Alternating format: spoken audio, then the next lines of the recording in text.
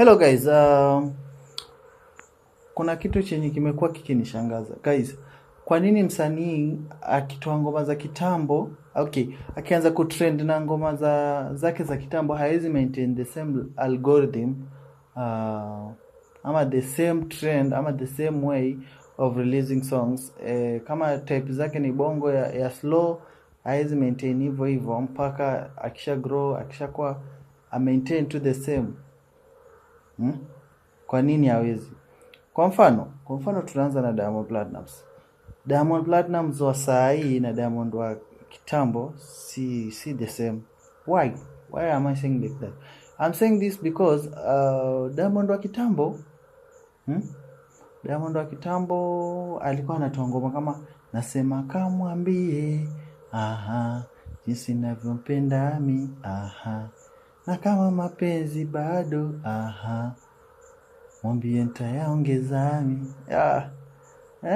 Alafu kuna onana basi baby njoo kukisi. Onana aya. Ukisonga kuna vipi mizigo umeshaweka tayari.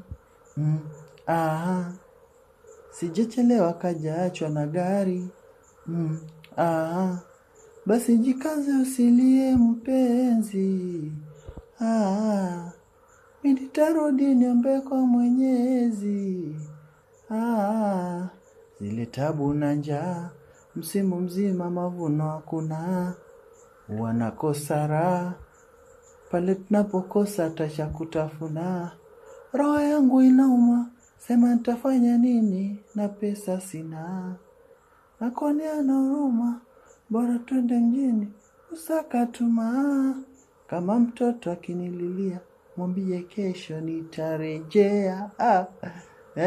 Unaona some songs tatizo kwetu Mbagala, hapo mbele nyuma talala.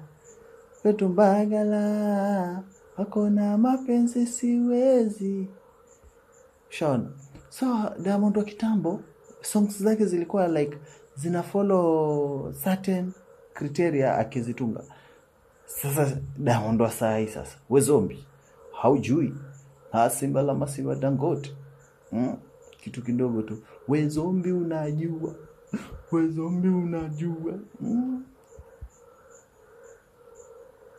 Huyu zombie jama zombie, huyu zombie ana bala, kazombi kana sifa, huyu mwana ana bala. So naona like Diamond amechange kabisa. No mapiano nowadays na ngoma zingine sasa hivi pia zinabamba, although anaenda na watu wanasema ana shift na the way industry ya muziki iko, but we amechange sana. Ama nyinyi mnaona ngoma zake zote ni almost changed. Diamond amebadilika sana. So according to me, I see that algorithm ya Diamond imechange kabisa. Diamond wa kitambo si Diamond wa sasa. Sijui nyinyi mnaonaje?